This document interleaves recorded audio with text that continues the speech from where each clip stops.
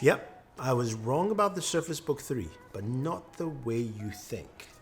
Hey guys, Thunder E here, and first off, I just want to apologize because I made big mistakes in my Surface Book 3 review, which a lot of you guys pointed out. I want to thank you guys for actually pointing that out. It helps keep me honest, make better videos for you, so I do appreciate that. Not angry, not pissed. I actually like the fact that you guys do that, so I definitely appreciate it. But I made some mistakes on my Surface Book 3 review. Now, my thoughts about the device is still around the same, but these mistakes are quite key. So one of them was, of course, with my game benchmarks for Tomb Raider, Shadow of the Tomb Raider. I had on screen benchmarks from my Ryzen 3 build. Don't know how that happened. I apologize for that. But you know, that kind of gives you different light and tells you a different story than what you're hearing from me as opposed to what you're seeing on screen. So also had had some interesting benchmarks also for Grand Theft Auto 5, which again, a few of you pointed out. And it makes sense for me to just redo this review for you so you get a better idea of how well this device is. So I'm shooting and capturing everything off screen, so which means you're going to see the device, you're going to see the benchmarks, you're going to see those numbers for those games in question. So let's start off with what this device is. I'm talking about the brand new Surface Book 3. It's the latest Surface Book from Microsoft. This is the 15-inch variant that I have, which sports a 4K display, 10 finger touch, multi-touch display, pixel sense display, running the new Intel 10th Gen Core i7 processor. It's a quad-core processor.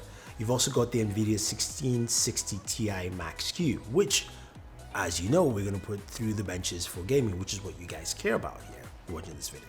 Now, storage goes from 256 to either 2 terabytes. You do have 2 USB Type A ports, as well as also one USB Type C port. And then you've got the Surface connector, you've got a headphone jack on the top, and you've also got, I believe, an SD card reader. Now, this thing weighs about 4.2 pounds, and when you detach, which of course it can do, the tablet side, it weighs about 1.8. Now, there are a bunch of things you can do with the Surface. It's got a really nice keyboard, probably one of the best keyboards and trackpads, and a great display, especially using it for touch. So you've got great typing experience, backlit keyboard, all that fun stuff. But the main thing is gaming. Now, as I mentioned earlier, I messed up on Tomb Raider with the benchmark. So here are the benchmarks for Shadow of the Tomb Raider here, running on the Surface Book 3. Might I add, I also got some updates on the system itself on Windows, as well as my drivers. I'm stuck using studio drivers. I just have to point that out quite effectively. I tried to switch over to game drivers. It did not switch over. I could not get an update for it. I got an update for my studio drivers. That being said, let's start off with the benchmarks for Shadow of the Tomb Raider, where you can see that this thing really does a really good job, and you can see the range and scale of what you're getting with this. And when we go at the end to see the full benchmark numbers, again, this is at 1080p, so we drop the resolution down to that because it makes sense for the GPU that we have here. We get an average of about 71 frames per second, which is higher than even the Ryzen 3 that I showcased. So again, I'm so sorry, guys. But when you're playing this, it plays pretty smooth and well, and you can have a great gaming experience playing Shadow of the Tomb Raider on the Surface Book 3. Now, moving on to Grand Theft Auto 5. Now, the benchmarks for this show a wide range.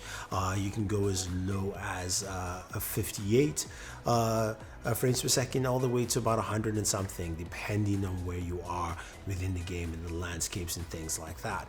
When you get into actual gameplay, I was fluctuating between roughly about, say again, 58 to about maybe 80 frames per second, depending, but it ran well, ran smooth, and also much higher than the 30 frames per second I showed the first time.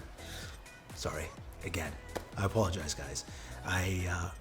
I'm glad that we're doing this again, and I'm glad we're seeing how well this actually performs in that gaming process. Now, we're moving over to Call of Duty Warzone. Now, Warzone is always a funny one.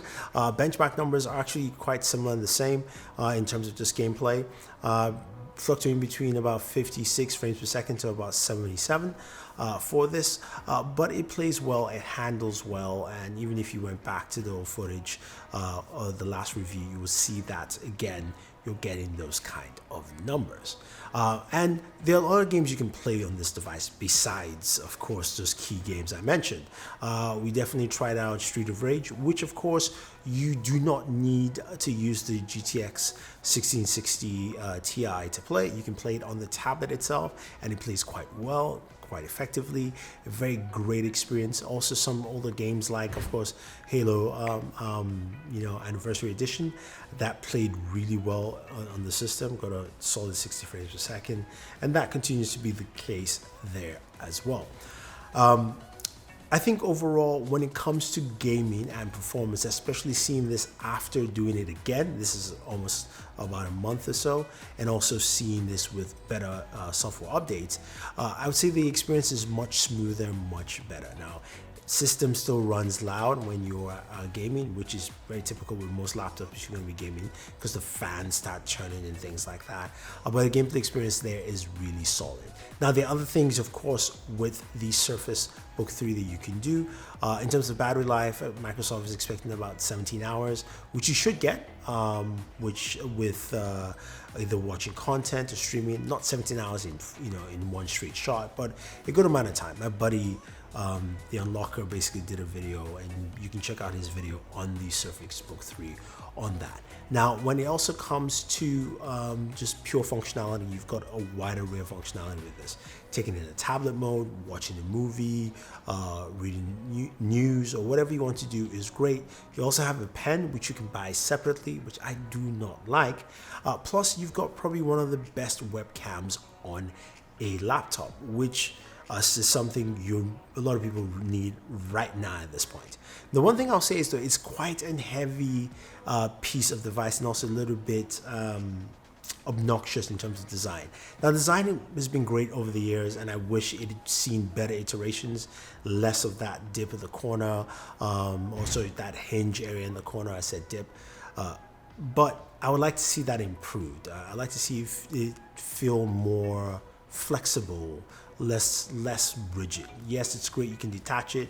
Yes, it's great that locks in quite well, but I want to see just a jump with that design. This is something I'm expecting. So hopefully with the Book 4, which I think that's probably the case, we will see that design change and that design change element.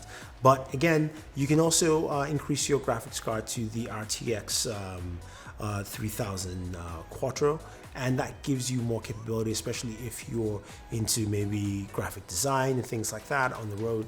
That is where this actually works out quite well. I think the idea of a workstation is quite palatable for this, or somebody who is looking to do more serious working on the road. Now, as a gamer, this will handle your gaming needs quite well, and as we've seen, I think it will cover the bases for you easily.